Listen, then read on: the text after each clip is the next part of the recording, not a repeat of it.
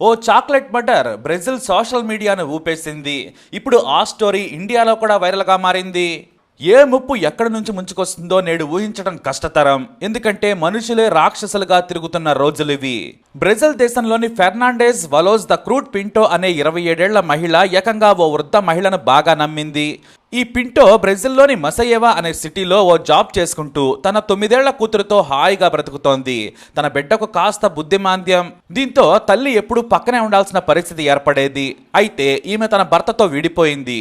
కూతురి విషయంలోనే ఆ గొడవలొచ్చాయి. కానీ నా కడుపున పుట్టినందుకు నా బిడ్డ శిక్షణ భవించకూడదు, జీవితంలో నేను ఏ మగాడిని నమ్మను, నాకు నా బిడ్డ కావాలి, నువ్వు నాకు అక్కర్లేదని చెప్పి మరీ భర్తతో విడాకులు తీసుకుంది. అయితే కూతురు మానసిక వికలాంగురాలు కావడంతో భర్తే ఖర్చులు భరించాలని కోర్టు ఆదేశించింది. ఆ భర్తేమో తనకు డబ్బులు పైన పర్వాలేదు కానీ బుద్ధిమాంద్యం ఉన్న కూతురితో తాను జీవితాన్ని నరకం చేసుకోవాలని వెళ్లిపోయాడు. వేరే యువతిని పెళ్లి చేసుకుని హాయిగా ఎంజాయ్ చేస్తున్నాడు. కానీ తల్లి మనసు అలా ఉండదు కదా. పాపే ప్రాణంగా పింటో బతుకుతోంది. అయితే సిటీలో ఏదైనా పని ఉన్నా కూడా, జాబ్కు వెళ్ళినా సరే పాపను తన అక్క ఇంటి దగ్గర వదిలి వెళుతోంది. తన పాపను సోదరి బియాంకా క్రిస్టినా దగ్గరే ఉంచి వెళుతోంది. ఆ పాపను జాగ్రత్తగా చూసుకుంటుందని ఆమె నమ్మకం. తన సోదరి బియాంకాను తప్ప కూతురి విషయంలో ఎవ్వరినీ నమ్మదు పింటో. అయితే ఆ రోజు ఆదివారం పింటో మధ్యాహ్నం సిటీ సెంటర్లోని ఓ మాల్కు వెళ్ళి తన కూతురుకు ఓ అందమైన డ్రెస్ తీసుకుని బయటకు వచ్చింది. షాపింగ్ మాల్ నుంచి మరో షాప్కి వెళ్లేందుకు దారిలో నడుస్తూ ఉంది పింటో. అప్పుడే కాస్త ఖాళీగా ఉన్న ఓ పెద్ద షాపు ముందు ఒక వృద్ధ మహిళ కనిపించింది. దారిన వెళుతున్న పింటోని పిలిచింది.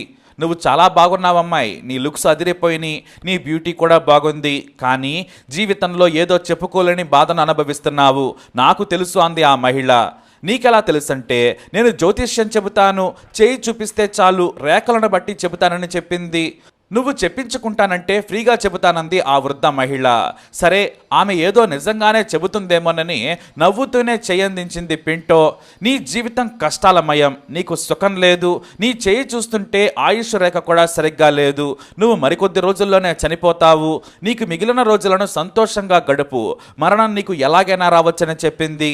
ఆ వృద్ధ మహిళ మాటలు విని నవ్వింది పింటో. నేను వీటిని నమ్మను, ఇవే కాదు, చేతిలో మరణం రాసిపెట్టి ఉండదు, ఉన్నా చూసే శక్తి మనుషులకు ఉండదు, నాకు కష్టాలు తెలుసు, సుఖాలు కూడా తెలుసంటూ వెళ్ళిపోబోతుంటే మళ్ళీ ఆపింది ఆ జ్యోతిష్కురాలు.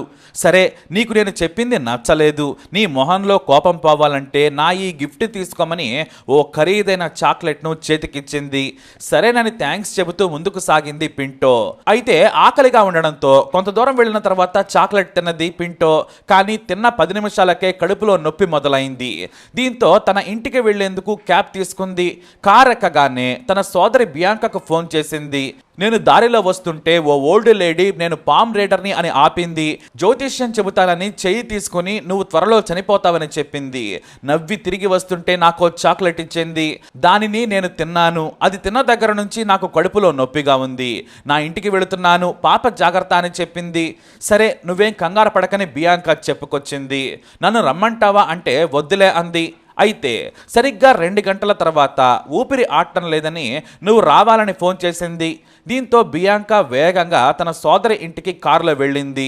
మరో ఫ్రెండ్ సాయంతో దగ్గరలోని ఆసుపత్రికి తీసుకెళ్లేందుకు కారులో కూర్చోబెట్టింది.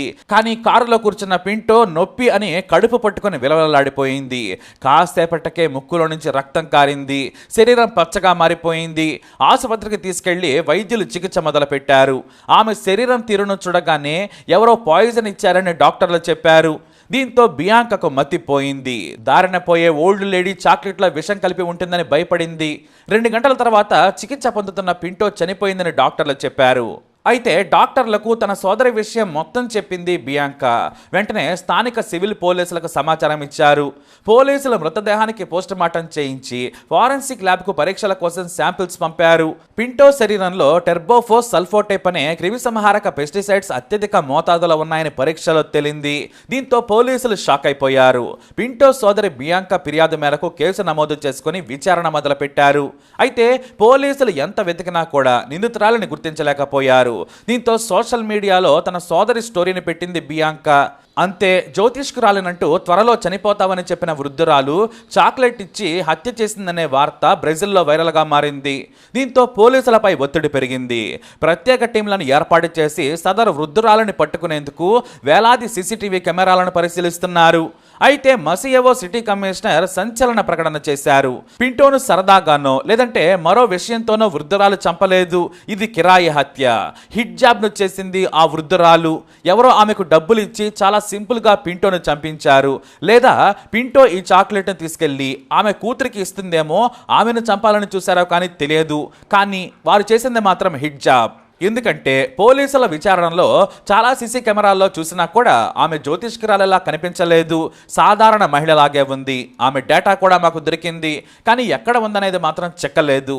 బహుశా మనం సిటీ దాటి ఉండొచ్చు.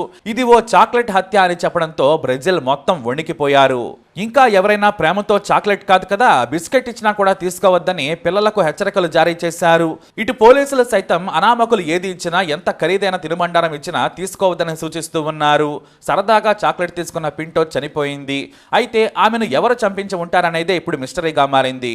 కాల్ డేటాతో పాటు ఆమె మాజీ భర్త నుంచి ఇతర ఫ్రెండ్స్ వరకు అందరినీ ప్రశ్నిస్తున్నారు పోలీసులు. హత్యలను కత్తితో కాదు, ఇలా నవ్వుతూ చాక్లెట్తో చంపొచ్చని చూపించింది ఆ మొసలి హంతకురాలు. ఈ వార్త ఇప్పుడు ప్రపంచవ్యాప్తంగా వైరల్గా మారింది. మీరు కూడా ఫ్రీగా వచ్చేది ఏది తీసుకోవద్దు. మన శత్రువు ఎవరో, ఎలా ఏం చేస్తారో తెలియని రోజులివి. తస్మాత్ జాగ్రత్త. మరి మీ నమ్మకం ప్రకారం పింటోని చంపింది ఎవరు? అసలు పింటోని చంపడానికి వచ్చారా, కూతురిని చంపడానికి వచ్చారా? పింటో కూతురు బ్రతికున్నంత వరకు భర్త భరణం ఇవ్వాలి. మరి భర్తే ఇలా చేయించాడా, లేదా ఆ భర్త భార్య చేయించిందా? అసలు ఆ వచ్చిన వృద్ధ మహిళ ఎవరు? ఆమె వృద్ధురాలేనా, లేక గెటప్లో అలా వచ్చిందా? తాను తన జాబ్ చేసి వెళ్ళిపోయిందా? మీ అనుమానాలను అలాగే విశ్లేషణను తప్పకుండా కమెంట్ ద్వారా తెలియజేయండి. ఇలాంటి ఇన్ఫర్మేషన్స్ కోసం వీడియోని లైక్ చేయండి, షేర్ చేయండి, మా ఛానల్ని సబ్స్క్రైబ్ చేసుకోండి.